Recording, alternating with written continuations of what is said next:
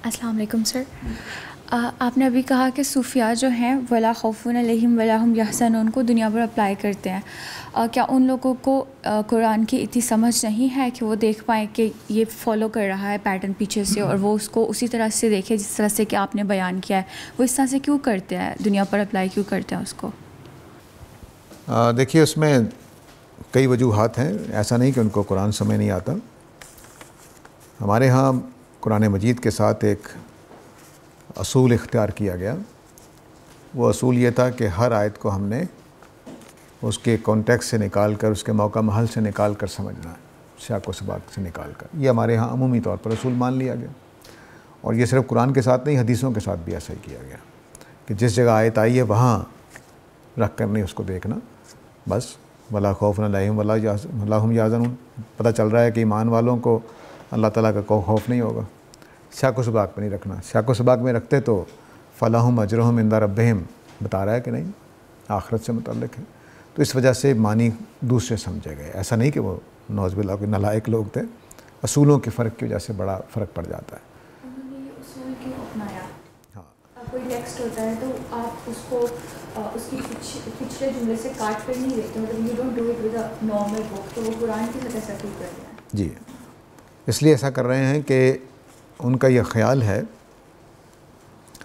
کہ قرآن مجید اقوال ذرّی کا مجموعہ ہے. کبھی آپ نے دیکھا ہے اقوال ذرّی لکھے ہوئے؟ تو وہ کہتے ہیں اس طرح کا مجموعہ ہے. اور اللہ تعالیٰ کوئی جملہ ایسا کیوں بولیں گے کہ جو کانٹیکسٹ کا محتاج ہو؟ بلکہ ان لوگوں کے بعض حلقوں میں ایسا ہوتا ہے، اس کو اعتباری تفسیر کہتے ہیں، کہ اس کی زبان بھی اہمیت نہیں رکھتی. آپ یہ آیت پڑھیں اور جو آپ کو اعتبار ہو وہی اس کے معنی ہے. اللہ تعالیٰ براہ راست اس کو سمجھا رہے ہوتے ہیں. تو وہ یہ کچھ پیچھے اس طرح کی چیزیں ہیں، اس وجہ سے ایسا ہوا ہے. تو یہ سادہ مسئلہ نہیں ہے، اس کے اوپر 2-3 گھنٹے کا لیکچر دینا پڑے گا ان کی بات کو سمجھانے کے لیے کہ وہ ان آیتوں سے اس طرح سے مطلب کیوں نکالتے ہیں. سر، جب آیات نازل ہو رہی تھی تو اس وقت ان کا یہ ترتیب نہیں تھی جس میں کہ یہ ابھی ہیں، رائٹ؟ تو تب صحابہ ان کو کس طرح سے سمجھتے تھے کہ ان کے میننگز کیا ہیں؟ بعد میں جب یہ اس خاص ترتیب میں ہے جس میں کہ یہ اب موجود ہے، تو کیا اب ہم جس طرح سے اس کو انڈرسٹینڈ کرتے ہیں، صحابہ کی انڈرسٹینڈنگ اس سے ڈفرینٹ تھی؟ آیتیں اسی ترتیب کے ساتھ تھیں، صورتوں کی ترتیب البتہ مختلف تھی. یعنی ایسا نہیں ہے کہ ابھی جو ایک آیت اتری ہے یہ الگ اتر گئی تھی، ایک دوسری الگ اتر گئی تھی. نہیں، یہ ساری ایک ہی پیسج ہے جو نازل ہوا ہے. تو میرے خیال میں آیت نمبر 62 تک ایک ہی پیسج ہے جو اترا ہے، پہلی آیت سے لے کر 62 تک. آگے تھوڑا مضمون بدلا ہے، وہ شفٹ اللہ تعالیٰ نے خود اشارے رکھ دی، جیسے میں نے آگے واضح کیا. پھر اتنا اتر گیا ہوگا 10-15 آیتیں. تو آیتوں کی ترتیب وہی ہے، صرف یہ کہ صورتوں کی ترتیب کہ سورہ فاتحہ سب سے پہلی سورہ ہے کہ درمیان میں اتری کب اتری، لیکن شروع میں رکھ دی گئی. آیتوں کی ترتیب میں میرا نہیں خیال کہ کوئی تبدیلی ہوئی ہوگی. اور اس میں کوئی اتنے لوگ کہتے بھی نہیں ہیں کہ آیتوں کی ترتیب. کچھ تو آیتیں ہیں وہ گنتی کی ہوں گی 10-15 کہ جو مکہ میں نازل، مدینہ میں نازل ہوئی لیکن مکی صورتوں میں لگا دی گئی ہیں. بس وہ چند آیتیں ہیں. زیادہ تر آیتیں اسی پورے پیسج اترتے رہے ہیں، پورا خطبہ اترتا رہا. اور ابھی آپ نے رحمت، اللہ کی رحمت کا ذکر کیا نا، وہ جو لاسٹ والی آیت تھی کہ اگر تم پر رحمت نہ ہوتی تو تم خسارے میں ہوتے. تو اس کے اندر آپ نے رحمت کو بہت ایک اسپیسیفک میننگ میں لیا. مطلب ایسا بھی تو ہو سکتا ہے کہ اللہ پاک صرف اس وقت پر جو ان پر تھوڑی سی رحم کیا گیا ہے اس کی بات کر رہے ہوں اور وہ ایکسٹینڈ نہ کرتا ہو بعد والے پر. آپ نے اس کو ایکسٹینڈ کیسے کروایا ہے؟ بڑی اچھی بات ہے. ہر لفظ جو ہے وہ اپنے جامع معنی بھی رکھتا ہوتا ہے اور جس موقع پر استعمال ہوا اس میں وہ اسپیسیفک معنی میں چلا جاتا ہے. مثلا ایک باپ اپنے بیٹے کو کہہ رہا ہے میں نے تمہیں کتنی شفقت سے پالا ہے، اسکول بھیجا ہے، یہ کیا وہ کیا. تو اب اسکول بھیجنا اس کی شفقت کا بیان کر رہا ہے، حالانکہ اور بھی بڑی شفقتیں ہوں گی. لیکن اب جو اس نے شفقت کا لفظ بولا اور اس کے بعد اسکول کا ذکر کیا تو شفقت کے معنی اسکول بھیجنا ہو گیا. ٹھیک ہے؟ تو اس طرح سے یہاں سے سیاق و سباق کیا ہے کہ ایمان لاؤ گے تو میں تمہارے ساتھ معاملہ کروں گا. تو اب اللہ تعالیٰ کہہ رہے ہیں کہ تم نے نافرمانی کی تو میں نے تمہارے اوپر فضل کیا. تو اب کون سا فضل ہونا چاہیے؟ ٹھیک ہے نا؟ اس کی وجہ سے پھر محدود کرنا پڑا ہے. تو اب یہاں جو فضل ہے وہ اس معنی میں ہے کہ میں نے جو میرا ضابطہ ہے اس کے تحت میں نے تمہارے اوپر فضل کیا، ورنہ تم فضل کے حقدار نہیں تھے، تمہیں خسارہ پانے والوں میں سے ہونا تھا. تو اب جو بھی قاعدہ ہے اس کو میں نے بیان کرنا ضروری ہے. قاعدے کے مطابق فضل ہوا ہے، نہ کہ اس معنی فضل ہوا کہ لو بس ٹھیک ہے میں نے فضل کر دیا، معاف کر دیا، ایسا نہیں۔ سورہ آل عمران کی آیت 29 میں بینہا و بینہو میں دوسری ضمیر کا مرجع کیا ہے؟ آیت 29 میں تو یہ الفاظ ہی نہیں ہیں۔ آل عمران کی آیت 29، یہ آیت کچھ آپ نے غلط پہنچا دی ہے۔ یوم تجد کل نفس ما عملت من خیر محضرا و ما عملت من سوء تود ان بینہا شاء، یا بینہا جو ہے وہ دن ہے جس دن سب کچھ حاضر ہو گیا ہے، اور بینہو سے مطلب آدمی خود ہے۔ ہر نفس یہ چاہے گا، نفس کی طرف ہاں چلی جائے گی، اور بینہو جو بھی عمل ہے تو ہر نفس چاہے گا کہ اس کے درمیان اور اس کے عملوں کے درمیان ایک لمبا فاصلہ ہو جائے۔ Does the ayah 62 means that the Jews, Christians of today after Prophet Muhammad, peace be upon him, or era can go to Jannah even if they don't convert to Islam؟ جیسا میں نے بات عرض کرنے کی کوشش کی ہے کہ ایک اصولی معنی میں یہ بات ٹھیک ہے جو آپ کہہ رہے ہیں، لیکن ایک شرط کے ساتھ اس کو سمجھنا چاہیے۔ مثال کے طور پر ایک آدمی کے اوپر بات واضح ہو، ایک یہودی کے اوپر یہ بات واضح ہو جاتی ہے کہ نبی کریم صلی اللہ علیہ وسلم سچے رسول ہیں، اور وہ کنورٹ نہیں ہوتا تو دوزخ میں جائے گا۔ یہ ایک عیسائی کے اوپر بات واضح ہو جاتی ہے کہ نبی صلی اللہ علیہ وسلم سچے رسول ہیں اور وہ کنورٹ نہیں ہوتا، پوچھا جائے گا اس سے، دوزخ میں ڈالا جا سکتا ہے۔ تو اصول کیا ہے؟ اصول یہ ہے کہ اگر تو میرے اوپر بات واضح نہیں ہے تو میں مجرم نہیں ہوں، بات واضح ہونے کے بعد میں انکار کرتا ہوں تو مجرم ہوں، اصول یہ رہے گا۔ تو اب ان سب لوگوں کے لیے اس میں بشارت ہے کہ جو ایمان کے شرط پر پورا اتریں گے وہ جنت میں جائیں گے۔ اب ایمان کے شرط پر پورا نہیں اتر رہا، ایک آدمی اس کے ثابت کر دیا گیا کہ محمد صلی اللہ علیہ وسلم اس کے اللہ کی طرف سے آیا، اور قرآن بھی آگے چل کر کہے گا کہ بیٹوں کی طرح پہچانتے ہیں، اب انکار کریں تو یہ وہ جگہ ہے جہاں پر پھر اللہ تعالیٰ معاف نہیں کریں گے۔ یہ یکفرون بآیات اللہ کے تحت دوزخ میں جائیں گے ایسے لوگ جو جانتے بوجھتے انکار کریں گے۔ ایک پر خبر ہی نہیں پہنچی نبی صلی اللہ علیہ وسلم کی، ایک یہودی کسی دور کے علاقے میں رہتا تھا، خود نبی صلی اللہ علیہ وسلم کے زمانے میں دیکھیے نا کہ جب آپ کو نبوت ملی ہے پہلے دن آپ کو نبوت ملی، آپ نے ابھی گھر والوں کو بھی نہیں بتایا، صرف سیدہ خدیجہ کو معلوم ہے۔ تو اس کے بعد آپ کے علاقے میں کوئی آدمی فوت ہو جائے تو دوزخ میں جائے گا، اس کو پتہ ہی نہیں بیچارے کو۔ تو جس کو پتہ نہیں ہے، جس کا اطمینان نہیں ہوا ہے، وہ مجرم نہیں ہے، واقعی اطمینان نہیں ہوا ہے، وہ مجرم نہیں ہے، وہ اس کے جنت میں جانے کا امکان ہے۔ لیکن جس کا کسی درجے میں اطمینان ہو گیا ہے، اسی درجے کے اعتبار سے اس سے سزا مل سکتی ہے۔ اگر حروف مقطعات سے مراد صورتوں کے نام ہیں، جیسے نون سے مراد مچھلی، تو کیا صحابہ ان تمام ناموں سے واقف تھے؟ تو پھر الف لام میم وغیرہ کے معنی ہم تک کیوں نہیں پہنچ سکے؟ دیکھیے یہ بات کہ اس کے معنی کیوں نہیں پہنچ سکے، اس کا جواب دینا مشکل ہے۔ اس کی وجہ یہ ہے کہ قرآن مجید نبی صلی اللہ علیہ وسلم کے زمانے کے تھوڑا عرصہ بعد ہی مرکز نہیں رہا ہمارے علوم کا۔ حدیث مرکز بن گئی، فقہ مرکز بن گئی، فلسفہ مرکز بن گیا، علم کلام کہہ لیجیے۔ یہ تینوں ایسے ہی حاوی ہو گئے جیسے اس وقت ہمارے ہاں سائنس، پیور سائنسز اور سوشل سائنسز حاوی ہیں۔ اب کتنے لوگ قرآن کا علم سیکھتے ہیں، اور یونیورسٹی اور کالجوں میں پڑھنے والے کتنے ہیں؟ بس یہی ہوا۔ چنانچہ قرآن جب مرکزیت کھو بیٹھا تو پھر اس کے سوالات صحابہ سے پوچھے ہی نہیں گئے، تابعین سے پوچھے ہی نہیں گئے۔ ایک تو یہ بات ہے۔ دوسری بات یہ کہ صحابہ جو عرب صحابہ ہیں، قریش مکہ والے صحابہ یا مدینہ والے صحابہ، یہ حروف مقطعات ان کے لیے تھے ہی نہیں، یہ اہل کتاب کے لیے تھے۔ اہل کتاب ان سے واقف تھے، آج بھی واقف ہیں، ان سے پوچھ لیجئے، وہ آپ کو بتا دیں گے۔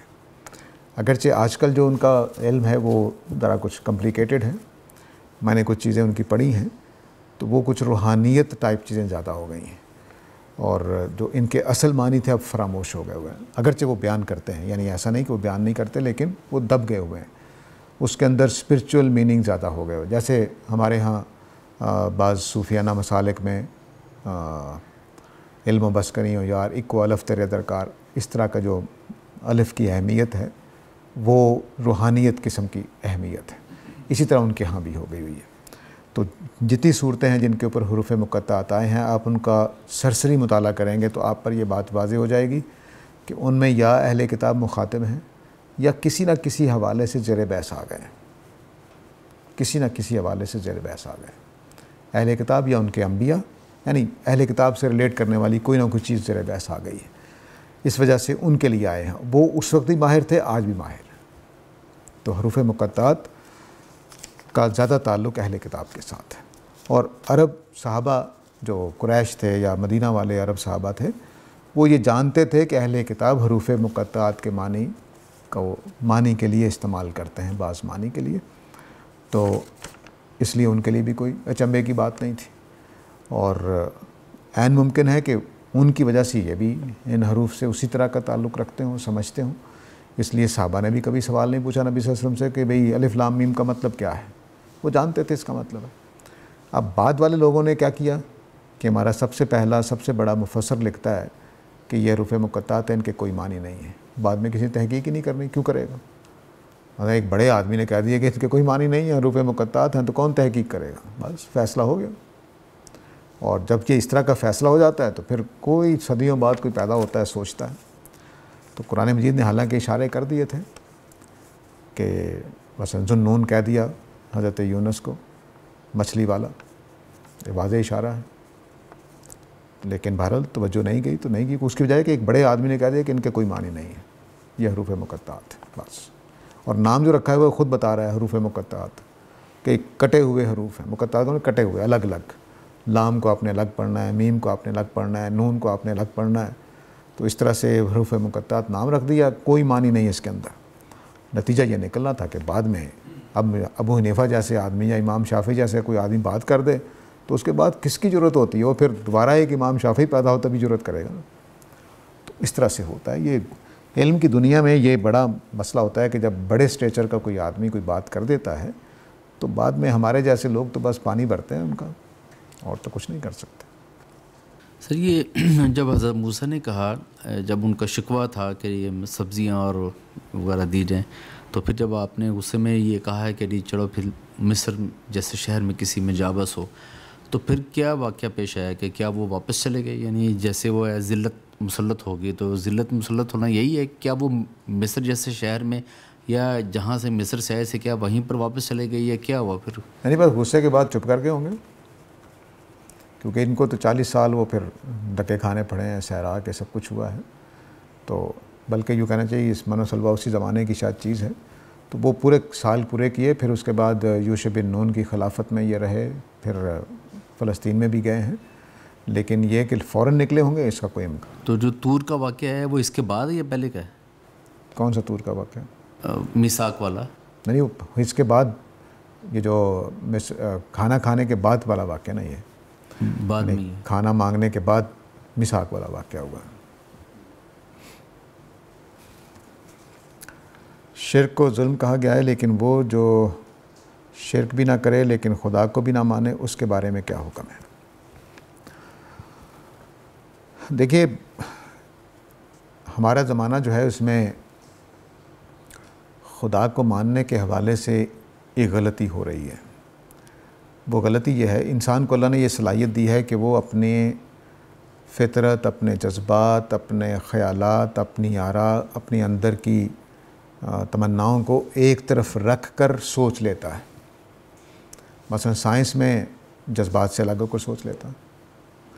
دنیوی فائدہ ہو تو اپنی فطرت کو ایک طرف رکھ کے جھوٹ بول لیتا ہے، بری حرکتیں کر لیتا ہے صرف دنیوی فائدے کے لیے، چکمے دے دیتا ہے، فراڈ کر لیتا ہے، قتل کر دیتا ہے، حالانکہ اس کی فطرت اس کو قبول نہیں کر رہی ہوتی. تو فطرت سے گریز کر کے سوچنے کی صلاحیت اللہ نے اس کو دی ہے.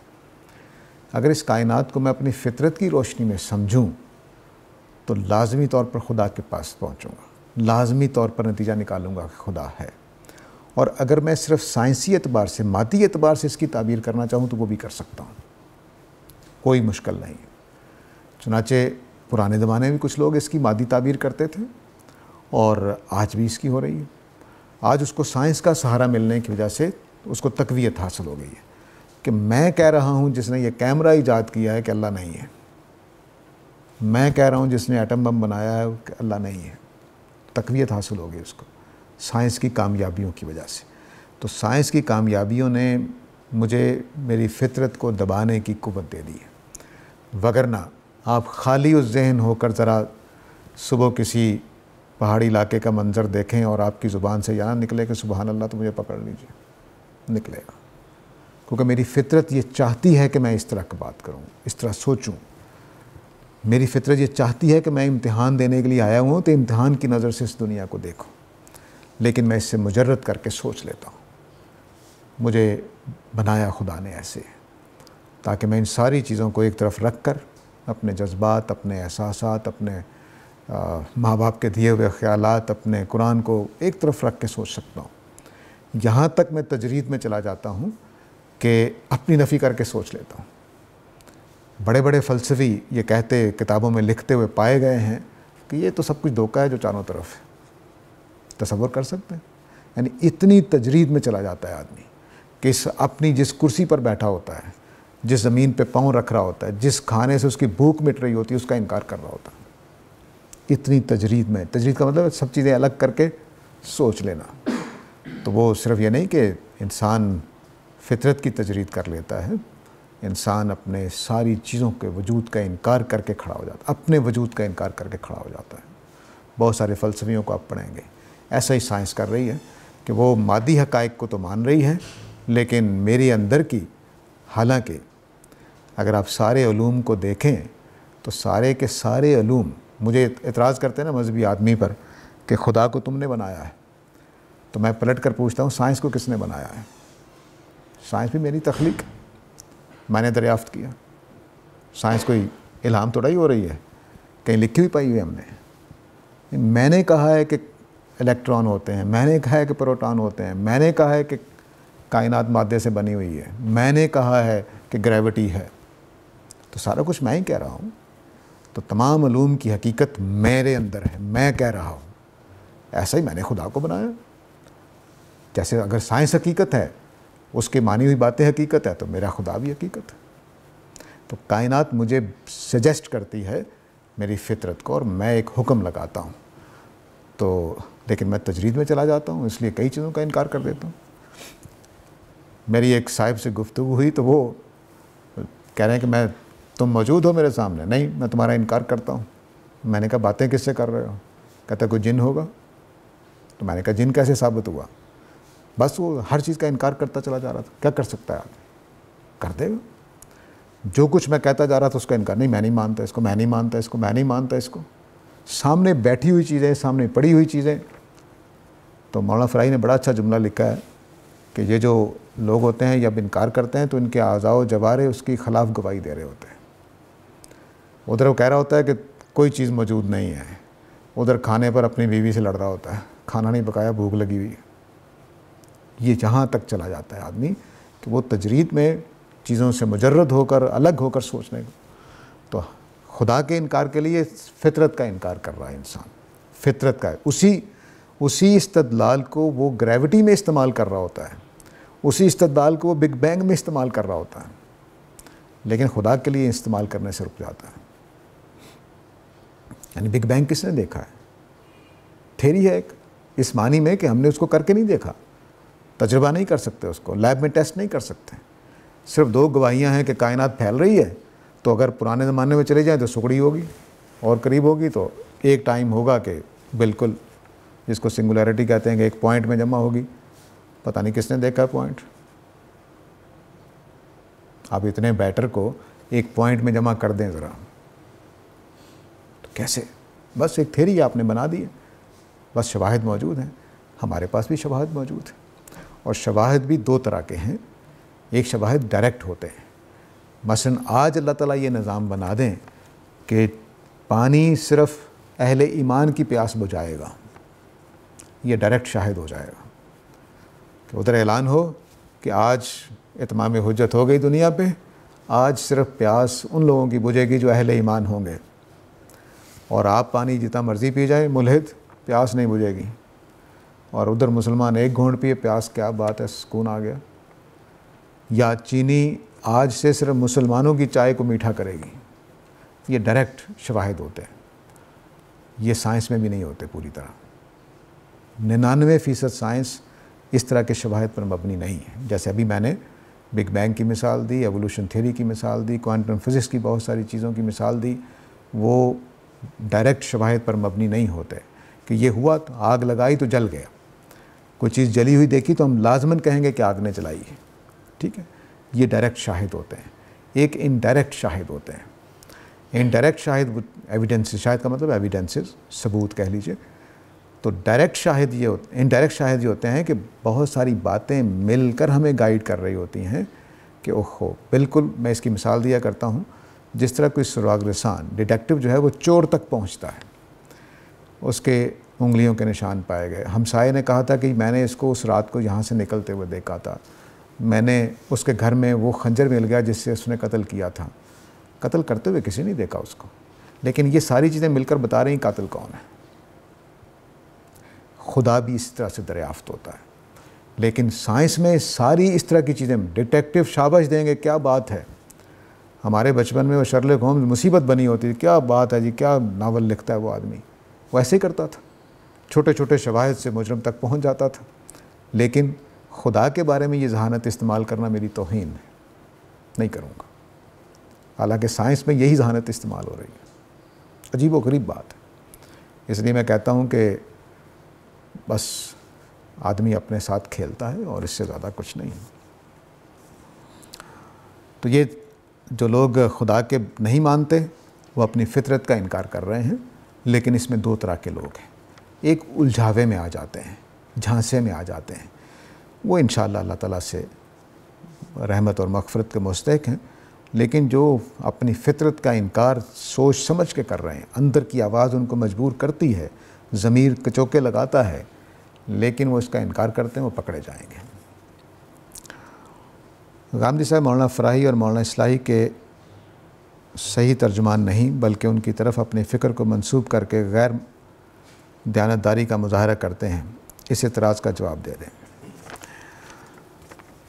دیکھیے، میری علمی زندگی سن 87 سے شروع ہوتی ہے، تو 87 سے لے کر 1987 سے کتنے سال بن جائیں گے؟ 35 سال۔ 35 سال میں میں نے آج تک دو آدمی ایسے نہیں دیکھے جو بالکل دوسرے آدمی کی فکر کے اندر، افکار کے اندر بالکل ایک جیسی بات کرتے ہیں، نہیں دیکھے۔ آپ دو دیوبندی پکڑ لیں اور قاسم نانوتوی کی کتاب اپنے سامنے رکھ لیں، علیہ رحمہ، آپ بتائیں گے کہ آج کا دیوبندی ڈیفرنٹ ہے قاسم نانوتوی سے، میں لکھ کے دے دیتا ہوں۔ دو میں نے اپنی کلاس میں ایم فل کی کلاس تھی، تو وہاں وہ شاید طالب علم وہ سن بھی رہے ہوں، وہاں اہل حدیث تھے 4-5، کوئی 7-8 دیوبندی تھے، کوئی 10-12 کے قریب بریلوی تھے۔ تو میں نے ایک سوال پوچھا، ایک سوال کاغذ دے دیا، تمام دیوبندی جتنے تھے سب کے سوال جواب مختلف تھے، جتنے بریلوی تھے سب کے جواب مختلف تھے، جتنے اہل حدیث تھے آپس میں ان کے جواب نہیں ملتے تھے۔ یعنی ایک یہ نہیں کہ میں اہل حدیثوں اور دیوبندیوں میں مقابلہ کر رہا ہوں، نہیں، دیوبندیوں کے آپس کے جواب مختلف تھے۔ ہر دیوبندی، وہ فارغ التحصیل دیوبند کے درس نظامی پڑھے ہوئے، اہل حدیث اپنا کورس کیے ہوئے، بریلوی اپنا درس نظامی کیے ہوئے، وہ جب جواب لکھ رہے تھے تو ہر ایک کا جواب دوسرے سے مختلف تھا۔ جی سوال میں بتا دیتا ہوں، وہ توحید ہی کے بارے میں تھا کہ توحید، اللہ، ایک اللہ کو ماننے کا کیا مطلب ہے۔ تو اب میں یہ جواب یہ دینا چاہتا ہوں کہ غامدی صاحب 100% فکر فراہی کی بات کریں گے، فراہی صاحب کے خیالات کی بات کریں گے، یہ ممکن نہیں ہے۔ اگر وہ ساری باتیں بھی مان لیں تو تب بھی ممکن نہیں ہے کہ وہ 100% فراہی صاحب والی باتیں کریں اور 100% اصلاحی صاحب والی باتیں کریں۔ ابھی مجھے ہمارے ایک دوست نے ایک کسی فیس بک سے مجھے دکھائی پوسٹ کہ غامدی صاحب اب ختم ہو گئے کیونکہ ان کے شاگردوں نے ان سے اختلاف کرنا شروع کر دیا. مثلا ساجد حمید نے ایوولوشن تھیوری میں ان سے اختلاف کیا. یہ ہماری نظر میں ہمارے اساتذہ کی زندگی ہے کہ ہم ان کی بات کو سمجھتے ہیں, اگر ہمیں غلط لگتی ہے تو اختلاف کرتے ہیں, صحیح لگتی ہے تائید کرتے ہیں. اس سے کوئی آدمی مرتا نہیں ہے. یہ ان کی شان ہے کہ وہ ہمیں قبول کرتے ہیں, ہمارے اختلافات کے باوجود ہمیں برداشت کرتے ہیں. یعنی میں نے جتنے بھی میرے اساتذہ ہیں وہ فکر فرائی سے باہر بھی, میں نے دیوبندیوں سے پڑھا ہے, بریلویوں سے پڑھا ہے, مجھے تو اختلافات صرف ایک صاحب تھے جنہوں نے کہا کہ تم میری کلاس میں بیٹھا کرو, تمہاری داڑھی چھوٹی ہے تو میرے شاگرد بگڑ جائیں گے. اس کے علاوہ مجھ سے کسی نے اختلاف نہیں کیا. یعنی میں نے سوال کرتا تھا, وہ ڈانٹ بھی لیتے تھے, سخت بھی بات کہتے تھے, لیکن وہ اختلاف کو پسند کرتے تھے. لیکن اب صورتحال کیا ہے کہ لگتا ہے کہ استاد سے اختلاف کریں گے تو استاد کا قد کاٹ چھوٹا ہو جائے گا. نہیں, میرے استاد بڑے قد کاٹ کے ہوتے ہیں کہ انہوں نے اپنا ایسا شاگرد تیار کیا ہے کہ جو ان سے اختلاف کر سکتا ہے. تو یہ اعزاز کی بات ہے. مولانا شبلی کہا کرتے تھے کہ بھائی فرائی میرا شاگرد ہے, میرے لیے تو اعزاز کی بات ہے, وہ اتنی شاندار چیزیں لکھ رہا ہے. تو یہ ہمارے لیے تو یہ بڑے اعزاز کی بات ہے کہ ہمارا کوئی شاگرد ہم سے اختلاف کرے, ہماری بات میں غلطی بتائے. وہ اس قابل ہو جائے تو ہمیں اور کیا چاہیے. ہم نے ایک اچھی چیز تیار کی, میری کتاب فوت ہو جانی ہے, شاگردوں نے آگے جانا ہے.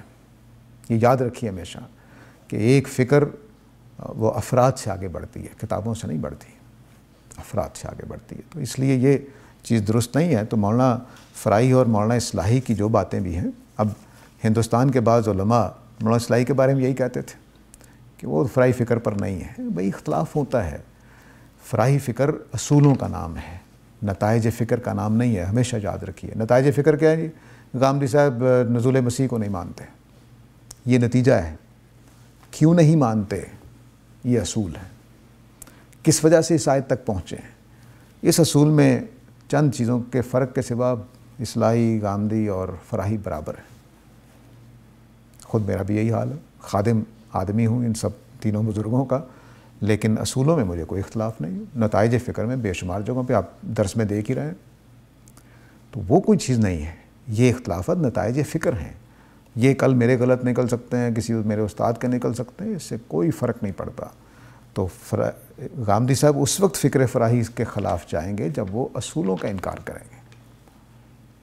ہمارے اپنے ساتھیوں میں ایسے لوگ ہو سکتے ہیں کہ نزول مسیح کو مانتے ہوں, کوئی فرق نہیں پڑتا. فرق اس سے پڑے گا کہ وہ کیوں مانتے ہیں, وہ دلیل کیا ان کی. تو وہ دلیل, مثلاً ہمارے ہاں معجزات کا انکار ہوا, تو معجزات کا انکار کیوں؟ سائنس کی وجہ سے. تو گمراہی ہو جائے گی. قرآن سے ثابت کریں کہ معجزات کا انکار ہوگا, اب فکر فرائی آ جائے گا. تو ہم اس لیے انکار نہیں کرتے کیونکہ قرآن مجید اس کا انکار نہیں کرتا. قرآن مجید معجزات کو اون کرتا ہے کہ میں نے معجزے کیے ہیں, لیکن سائنس کی وجہ سے میں حقائق کا انکار کر دوں جو قرآن جن کو مان رہا ہے, تو اب فکر فرائی سے باہر ہو جائے گا. تو فکر فرائی میں قرآن مرکز ہے. ان تینوں بزرگوں کے ہاں قرآن مرکز ہے, فراہی, اصلاحی, غامدی. اس کی زبان فیصلہ کن ہے. ان تینوں بزرگوں کے ہاں اس کی زبان فیصلہ کن ہے. ان تینوں کے ہاں قرآن اور سنت متواترہ اصل دین ہے. تینوں کے ہاں یہی اصول ہے. تو ان اصولوں کی وجہ سے یہ تینوں فکر فراہی پر ہیں. اور فکر فراہی بھی کیوں کہیں, اس کی بھی کوئی ضرورت نہیں ہے, بس دین کے سمجھنے کے ایک اصول ہے, اس پر چلتے ہیں. تو اس لیے یہ کوئی ایسی چیز نہیں ہے. نتائج فکر میں مولانا اصلاحی, مولانا فراہی آپس میں اختلافات کرتے ہیں, اور کچھ چیزیں ان کی زندگی میں بھی مختلف تھیں ان کے ذہن میں. ایسا ہی اصلاحی صاحب جب تک زندہ تھے ہم نے استاد کو دیکھا ہے اختلاف کرتے ہوئے, اور قائم تھا. کیا مولانا اصلاحی کا قد چھوٹا ہوا ہے؟ میرے خیال میں مولانا اصلاحی کی عظمت وہیں کی وہیں ہے, بلند تر ہوتی چلی جاتی. جیسے جیسے ان کے ماننے والے, ان سے تنقید کرنے والے پیدا ہوتے ہیں, تو اس کا مطلب ہے کہ ان کی اہمیت بڑھتی جا رہی ہے. تو میں اپنے استاد سے اختلاف کروں گا تو کیوں کروں گا, باقی کسی سے کیوں نہیں کیا. میں نے ان کو یہ اہمیت دی تو تبھی کیا نا. باقی تو میں کسی کے خلاف نہیں لکھتا, میں نے ان کے خلاف نہیں لکھا, اللہ مجھے معاف کرے, بس ایک رائے دی ہے. تو یہ کوئی چیز نہیں ہے. تو ہمارے فکر میں علم کی دنیا، فکر کیا ہمارے فکر کیا، علم کی دنیا میں اختلاف نعمت ہے، عظمت ہے، اس کے کوئی خرابی ایسی نہیں۔ السلام علیکم، میں ایک سوال ابھی لکھ رہا ہوں، پرویز بزدار صاحب ہیں جی، کہ تاکہ آپ کو لکھنے میں آسانی ہو۔ میرا سوال سورہ آل عمران کی آیت 30 کے بارے میں ہے، وہاں بینہا و بینہو میں جو، اچھا ٹھیک ہے، وہ تو جواب دے دیا میں نے، اصلاحی صاحب ٹھیک ہے۔ اچھا یہ آخر پہ رہ گیا، پرویز کہتے ہیں مگر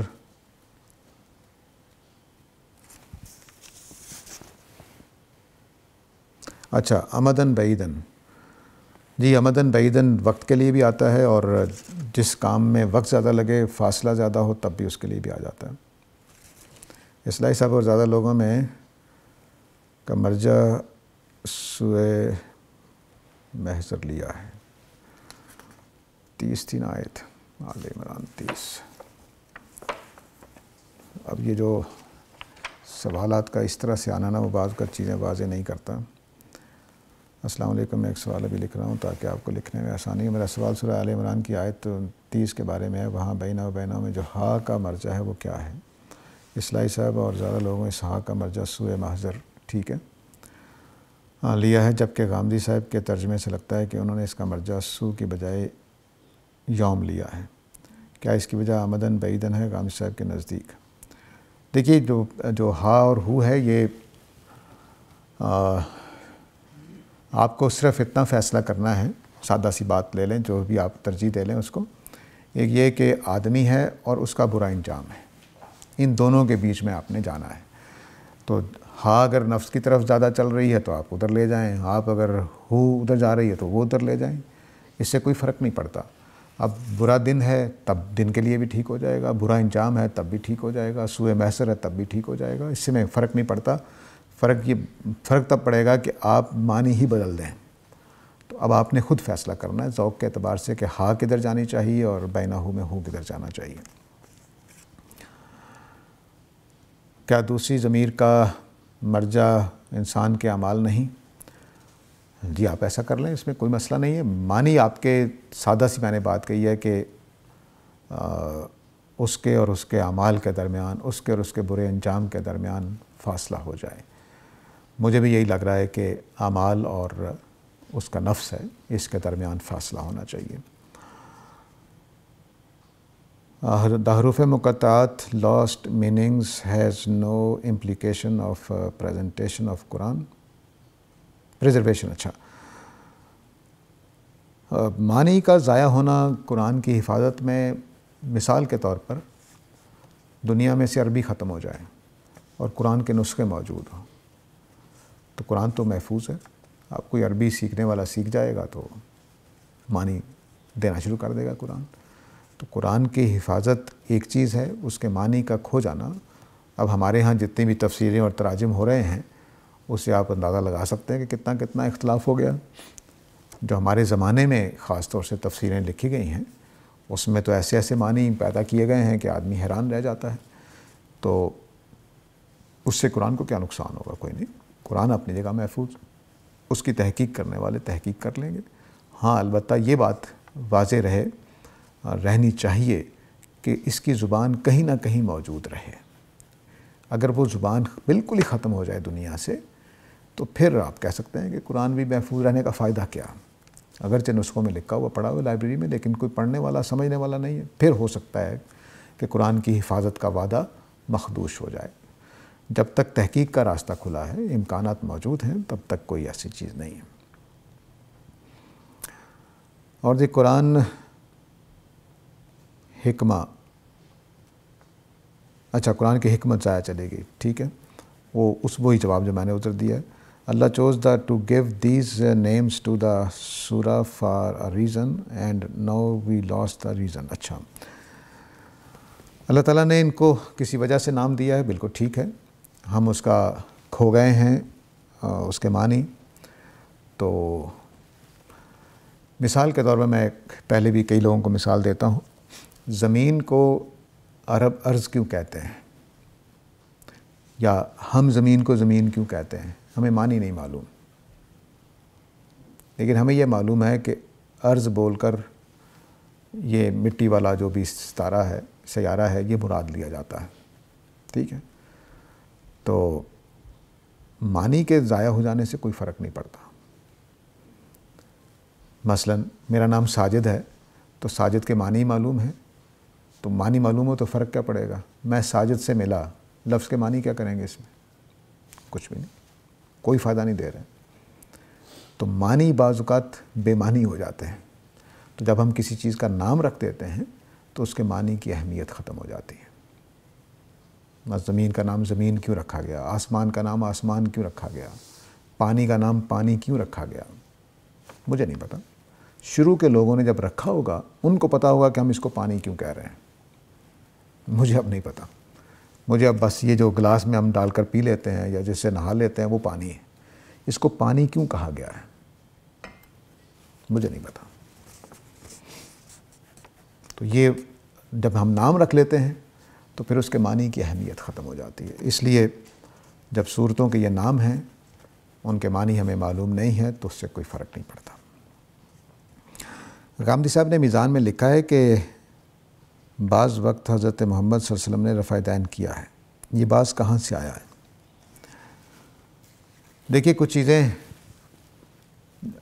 ہسٹری جو ہے اس کو سمجھنے کے لیے میں پاکستان کی مثال دیتا ہوں۔ پاکستان بنا، مصور پاکستان علامہ اقبال ہیں، بانی پاکستان قائد اعظم محمد علی جناح ہیں، ٹھیک ہے۔ یہ بات تواتر سے کہی جا رہی۔ اب ایک آدمی مسلسل بیچ میں ایک بات یہ بھی چل رہی ہے پچھلے 75 سالوں سے کہ چودھری رحمت علی نے بھی کچھ کام کیا تھا، تو ان دونوں باتوں کو ایڈجسٹ کیسے کریں گے؟ یہ کہ کچھ کام چودھری رحمت علی صاحب نے بھی کیے تھے۔ ایسا ہی جب امت کی ایک بڑی تعداد 75% امت رفع دین نہیں کر رہی اور 25% کر رہی ہے، تو دونوں باتوں کو کیسے اکٹھا کریں گے؟ یہی کہنا پڑے گا جو انہوں نے کہا۔ اور یہ صرف انہوں نے نہیں کہا، بہت سارے اکابر اہل حدیث علماء نے بھی کہا ہے، جس میں خود ناصر الدین البانی صاحب شامل ہیں۔ ان کا جملہ یہ ہے کہ کان النبی یرفع یدیہ احیانا، نبی کریم صلی اللہ علیہ وسلم کبھی کبھی رفع دین کر لیتے تھے، ٹھیک ہے۔ تو اس لیے یہ ہسٹری کے واقعات کی توجیہ کرنے کا نام اس کو کہیں گے کہ کیسے ہوا ہوگا۔ اگر نبی صلی اللہ علیہ وسلم رفع دین کرتے تھے ہر نماز میں تو چھوڑا کیسے جا سکتا ہے؟ ناممکن ہے۔ آج میں کہتا ہوں، آپ کو مثال دیتا ہوں کہ آج اپنے صرف مولوی صاحب سے کہیے گا جو امام مسجد ہیں آپ کی مسجد کے، کہ وہ سمع اللہ لمن حمدہ کی جگہ اللہ اکبر کہنا شروع کرتے ہیں، کر سکیں گے؟ امت چھوٹی سی چیز کو قبول نہیں کرتی۔ اس وقت کی بدقسمت ترین حالت کی امت، تو جب وہ صحابہ تھے، تابعین تھے، یعنی امام بخاری وغیرہ کتاب لکھ رہے ہیں فی اثبات رفع دین، کس زمانے میں؟ جب ابھی تابعین تبع تابعین کا زمانہ ہے، اس وقت کتابیں لکھ رہے ہیں۔ تو رفع دین ثابت کرنے کی ضرورت کیوں پیش آ گئی؟ دور اول ہی میں پیش آ گئی، جس وقت امت بہترین حالت میں ہے، نبی صلی اللہ علیہ وسلم کے ساتھ ان کا تعلق بھی ہم سے زیادہ ہے، ایمان بھی ہم سے زیادہ ہے، عبادت کرنے کا جذبہ بھی ہم سے زیادہ، وہ رفع دین کیسے چھوڑیں گے؟ تو اس لیے پھر اب دونوں آ رہا ہے، اس کے ذرائع کافی مضبوط ہیں کہ رفع دین کیا آپ نے، تو پھر یہی کہنا پڑے گا کہ آپ نے کبھی کبھی کیا۔ اگر آپ روزانہ کر رہے تھے تو امت چھوڑ نہیں سکتی تھی، ناممکن ہے، سوائے اس کے کہ سارے ہی امت کو آپ جھوٹا قرار دے دیں، یہ ہو نہیں سکتا۔